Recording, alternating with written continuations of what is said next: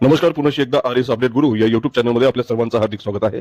तर बघा, शासकीय निमशासकीय सेवेतून शिक्षण सेवक पदावर नियुक्त होणाऱ्या उमेदवारांची वेतन निश्चिती संदर्भामध्ये महाराष्ट्र शासन शालेय शिक्षण व क्रीडा विभाग यांनी दिनांक 18 फेब्रुवारी 2026 रोजी एक शासन निर्णय पारित केलेला आहे.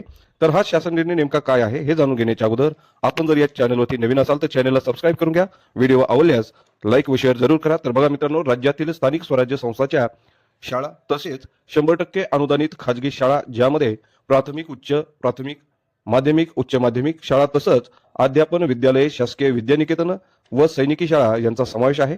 अशा सर्व शाळांना सन 2000 पासून शिक्षण सेवक ही योजना लागू करण्यात आलेली आहे. या योजनेतील काही तरतुदीमध्ये वेळोवेळी सुधारणा करण्यात आलेल्या आहेत. सध्या स्थितीमध्ये या योजनेनुसार उमेदवारास थेट शिक्षक पदावर नियुक्ती न देता 3 वर्ष कालावधीसाठी मानधन तत्वावर नियुक्ती देण्यात येते. या कालावधीत उमेदवाराची सेवा समाधानकारक असल्यास त्यास नियमित शिक्षक म्हणून मान्यता देण्यात येऊन अनुज्ञेय वेतन श्रेणी लागू केली जाते. दिनांक 15/9/2011 रोजीच्या शासन निर्णयानुसार स्थानिक स्वराज्य संस्थांच्या शाळा व 100% अनुदानित खाजगी शाळा यामध्ये कार्यरत नियमित शिक्षकाची नामनिर्देशनाद्वारे स्पर्धात्मक निवड प्रक्रियेद्वारे नव्याने शिक्षक पदावर निवड झाल्यास त्याच शिक्षक सेवक म्हणून नियुक्ती न देता नियमित शिक्षक म्हणून नियुक्ती देण्यात येते. सदर शासन निर्णयान्वये असेही स्पष्ट करण्यात आलेलं आहे, अशा नियमित शिक्षकाची समान स्तरावर म्हणजेच प्राथमिक शाळेमधून प्राथमिक शाळेमध्ये, माध्यमिक शाळेमधून माध्यमिक शाळेमध्ये, उच्च माध्यमिक शाळा कनिष्ठ महाविद्यालयामधून उच्च माध्यमिक शाळा कनिष्ठ महाविद्यालयात, अध्यापक विद्यालयातून अध्यापक विद्यालयात, सैनिकी शाळेमधून सैनिकी शाळेत नव्याने नियुक्त झाल्यास त्याच्या वेतनास संरक्षण राहील. तथापि अशी नियुक्ती उच्च असमान स्तरावर झाली असल्यास त्यात वेतन संरक्षण अनुज्ञेय नाही. दिनांक 16/12/2022 रोजी शालेय शिक्षण व क्रीडा विभाग यांनी जो शासन निर्णय काढलेला होता, या शासन निर्णयामुळे अशी सुधारणा करण्यात आलेली होती की नियमित शिक्षकाची नामनिर्देशनाद्वारे उच्च असमान स्तरात देखील नव्याने नियुक्ती झाल्यास काही अटीच्या अधीन राहून त्याच्या पूर्वीच्या वेतनास संरक्षण देण्यात येईल. तथापि नियमानुसार परिवीक्षाधीन कालावधी लागू राहील. तर संदर्भ क्रमांक 4 व 5 मधील जो काही शासन निर्णय आहेत, या शासन निर्णयान्वये नव्याने शिक्षक पदावर निवड झाल्यास वेतनात संरक्षण देण्याच्या तरतुदी केवळ नियमित शिक्षकापुरत्या मर्यादित ठेवण्यात आलेल्या आहेत. नियमित शासकीय सेवेतील अथवा ज्याचे वेतन अनुदान शासनामार्फत अथवा स्थानिक स्वराज्य संस्थांमार्फत अदा केले जाते अशा नियमित निमशासकीय सेवेतील व्यक्ती ज्यावेळी शिक्षण सेवक पदावर विहित पद्धतीने नियुक्त होतो त्यावेळी त्यास वेतन संरक्षण अनुज्ञेय ठरेल किंवा कसे याबाबत या शासन निर्णयात उल्लेख करण्यात आलेला नाही.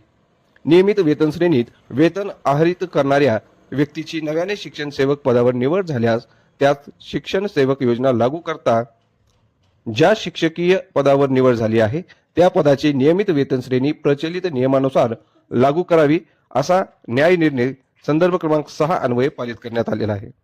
या न्याय निर्णयाच्या आधारे नंतरही काही प्रकरणात माननीय उच्च न्यायालयाने अशा प्रकारचे आदेश पारित केले आहेत. उपरोक्त अडचण दूर करण्याच्या अनुषंगाने आवश्यक उपाययोजना करण्याच्या बाबतीतील प्रस्ताव आयुक्त शिक्षण यांनी संदर्भ क्रमांक 7 अन्वये शासनास सादर केला आहे. सदर प्रस्ताव वित्त विभागास सादर करण्यात आला असता त्या विभागाने असे अभिप्राय दिले आहेत की नियमित शासकीय निमशासकीय कर्मचाऱ्याची शिक्षण सेवक पदावर निवड झाल्यास त्यांच्या पूर्वीच्या पदाच्या वेतन संरक्षणाच्या अनुषंगाने संदर्भ क्रमांक 1 येथील वित्त विभागाच्या दिनांक 23/3/1994 मधील तरतुदी लागू करण्याबाबत या विभागाच्या स्तरावर योग्य तो निर्णय घेण्यात यावा. उपरोक्त बाबीच्या अनुषंगाने आवश्यक ती कार्यवाही करण्याबाबतचा प्रस्ताव शासनाच्या विचाराधीन होता आणि त्यानुसार खालील अटींची पूर्तता करणाऱ्या नियमित शासकीय सेवेतील अथवा ज्याचे वेतन अनुदान शासनामार्फत अथवा स्थानिक स्वराज्य संस्थांमार्फत अदा केले जाते अशा नियमित निमशासकीय सेवेतील व्यक्ती ज्यावेळी राज्यातील स्थानिक स्वराज्य संस्थांच्या शाळा तसेच या विभागाच्या आधिपत्याखालील 100% अनुदानित खाजगी शाळा ज्यामध्ये प्राथमिक, उच्च प्राथमिक, माध्यमिक, उच्च माध्यमिक शाळा तसंच अध्यापक विद्यालये, शासकीय विद्यालये व सैनिकी शाळा व शाळांमधील कोणत्याही स्तरावरील कोणत्याही माध्यमातील शिक्षण सेवक पदावर विहित पद्धतीने नियुक्त होतो त्यावेळी त्याची वेतन निश्चिती परिच्छेद क्रमांक 2 मध्ये दर्शवल्याप्रमाणे करण्यात शासनाची मान्यता प्रदान करण्यात येत आहे. 1. अशा कर्मचाऱ्याची पूर्वीची नियुक्ती नियमित स्वरूपाची व वैध मार्गाने झालेली असावी, म्हणजेच त्या कर्मचाऱ्याची पूर्वीची नियुक्ती त्या पदासाठी विहित करण्यात आलेल्या सेवा प्रवेश नियमांच्या तरतुदीची पूर्तता करून सक्षम नियुक्ती प्राधिकाऱ्यामार्फत झालेली असावी. 2. अशा कर्मचाऱ्यांनी पूर्वीच्या पदावरील सेवेत स्थायित्व लाभ प्रमाणपत्र धारण केले असणे किंवा शासकीय सेवकास त्याने धारण केलेल्या पदावर स्थायित्व लाभ प्रमाणपत्र प्राप्त करण्यासाठी ज्या अटी व शर्तीच्या पूर्तता करणे आवश्यक आहे, त्या सर्व अटी व शर्तीची पूर्तता कर्मचाऱ्यांनी पूर्वीच्या पदावर केलेली असणे आवश्यक आहे. 3. अशा कर्मचाऱ्यांनी नवीन पदासाठी केलेला अर्ज संबंधित कार्यालयाच्या सक्षम प्राधिकाऱ्याच्या किंवा कार्यप्रमुखाच्या पूर्व परवानगीने केलेला असावा. 4.